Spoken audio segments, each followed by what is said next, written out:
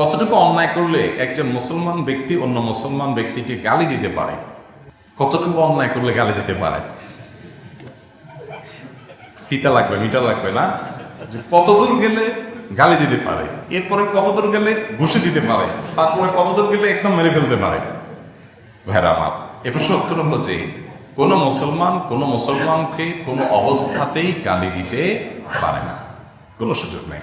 নবী করিম সাল্লাল্লাহু আলাইহি ওয়াসাল্লাম বলেছেন, সিবাবুল মুমিনি ফুসুক, সিবাবুল মুমিনি ফুসুক ওয়া কিতালুহু কুফর। কোন মুসলমানকে গালি দেওয়া এটা পাপ, এটা অপরাধ, এটা আল্লাহর অবাধ্যতা, এটা আল্লাহর নাফরমানি।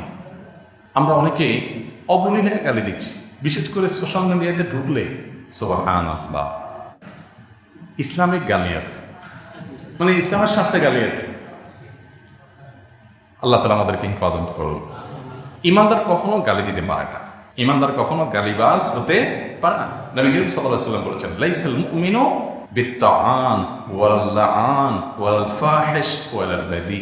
ইমানদার কখনো অভিসম্পাত করবে না, মানুষকে বদদুয়া দিবে না, তারপরে যে গালিগালাজ করবে না, এবং অশ্লীল কিছু বলবে না, নিচু কথা বলবে না, এগুলো ইমানদারের শান না। আপনি নবী করিম সাল্লাল্লাহু আলাইহি ওয়াসাল্লামের 23 বছরের পুরো জীবনের সমস্ত কোন দিন কি বলেছেন সব হাদিসের রেকর্ড আছে না? একটা হাদিস দেখাইতে পারবেন আপনি যে আবু জাহাল, আবুল লাহাব, ইসলামের দুশমন, কাফির, কাট্টা, খারাপ লোক, এদের কাউকে নবী সাল্লাল্লাহু আলাইহি ওয়াসাল্লাম গালি দিয়ে বলেছেন অমুকের বাচ্চা, বাত্তুম, এরকম কিছু বলেছেন দেখাতে পারবে? কোনো দিন বলেন নাই নবী করিম সাল্লাল্লাহু আলাইহি ওয়াসাল্লাম জীবনে কোন সাহাবী। এবং নবী সাল্লাল্লাহু আলাইহি ওয়াসাল্লাম বলেছেন এটা শুধু তাই না, কোনো ইমানদার এটা করতে পারে না। যদি কেউ করে তাহলে বুঝতে হবে তার ইমানের মধ্যে কি আছে, ঝামেলা আছে।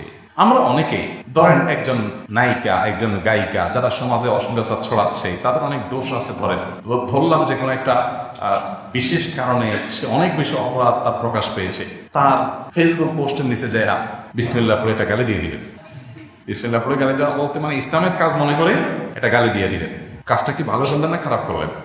দেখতে মনে হচ্ছে ভালো করলেন। হ্যাঁ, আপনার যদি মনে হয় যে তার একটা অন্যায় কাজের বিরুদ্ধে আপনি বলবেন, সুন্দরভাবে যুক্তি দিয়ে পারলে প্রতিবাদ করেন, আর না পারলে চুপ থাকেন। নবী করিম সাল্লাল্লাহু আলাইহি ওয়াসাল্লাম বলেছেন, তোমাদের কেউ যদি কিছু বলে ফালিয়াকুল খায়রা আও লিয়াসমুত, কেউ কিছু বলতে চাইলে সে হয় ভালো কিছু বলবে, আর না চুপ থাকবে, তার মুখ দিয়ে খারাপ কিছু যেন না আসে।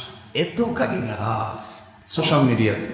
আমার জানা নাই যে আমাদের দেশে মানুষের মতো আমরা যত ফেসবুকে গালিগালাজ করি, রাজনৈতিক গালি আর ধর্মীয় গালি প্রতিপক্ষ পাইলেই হল, এত গালিগালাজ পৃথিবীতে আর কোনো দেশে মানুষ করে কিনা আমার জানা নেই।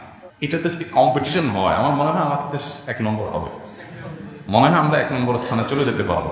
আল্লাহ তাআলা আমাদেরকে হেফাজত করুন। ভাইরা আমার, আল্লাহর ওয়াস্তে জীবনে কখনো কাউকে গালিগালাজ করবেন না, কটু কথা বলবেন না, কোনো দিন না ভাই, যত যাই হোক যুক্তি দিয়ে পারলে বলবেন, সুন্দর করে পারলে বুঝাবেন, আর না হলে চুপ থাকবেন। খবরদার নিজের জবান নষ্ট করবেন। আল্লাহ বলেছেন, মা ইয়ালফিযু মিন কাওলিন ইল্লা লাদাইহি রাকীবুন। কোনো মানুষ তার মুখ দিয়ে যাই বের হয় তার সব আল্লাহর কাছে ফেরেশতারা সংরক্ষণ করেন। অতএব কি বলছেন এর জন্য কিন্তু জবাবদিহি করতে হবে। নবী করিম সাল্লাল্লাহু আলাইহি ওয়াসাল্লাম বলেছেন, কিয়ামতের ময়দানে অনেক আমল করে আসা মানুষ ভিখারি হবে কিভাবে? যখন সে কাউকে গালি দিয়েছে, খারাপ কথা বলেছে, আল্লাহর কাছে বিচার পাবে। দুনিয়াতে বিচার নাই, আল্লাহর কাছে বিচার হবে।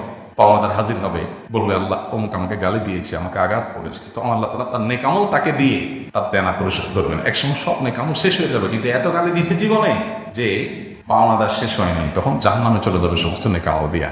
এই জন্য ভাই, নিজের কষ্ট করা আমলগুলো যদি কাউকে না দিতে চান তো জীবনে কাউকে গালি দিবেন, সে যেই হোক, যত খারাপ কাজই হোক, আপনি মুখ দিয়ে খারাপ কথা বলবেন না। ইমানদার কখনো এই ফালতু কাজ বা নিকৃষ্ট কাজ করতে পারে না। তো আপনি যে লিখেছেন কতটুকু অন্যায় করলে গালি দেওয়া যায়, এমন কোনো অন্যায় নাই যেটা করলে গালি দেওয়া যায়, এমন কোনো অন্যায় নেই। বাবা যদি আকিকা দিতে সক্ষম না হন তাহলে বাবার বদলে অন্য কেউ কি আকিকা দিতে পারবে? আকিকা কোনো বাবা আর্থিক কারণে দিতে পারছেন না, যদি বাচ্চার নানা, বাচ্চার দাদা বা অন্য কোনো XYZ যে কোনো ব্যক্তি বলেন বাচ্চার বাবাকে যে তোমার ছেলের আকিকা আমি দিয়ে দিচ্ছি, তাহলে বাবার তরফ থেকে তিনি দিতে পারেন। কিন্তু আকিকাটা মূলত বাবার উপরে বর্তা।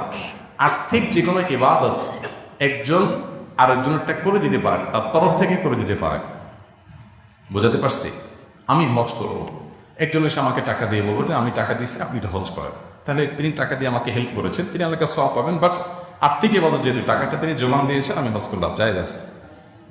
আমার ছেলে আকিকা দিব টাকা নেই, কেউ একজন এসে আমাকে বললো এই নেন ছাগল কেনার টাকা আপনি আকিকা দেন, তো আমি এটা দিয়ে আকিকা দিলাম।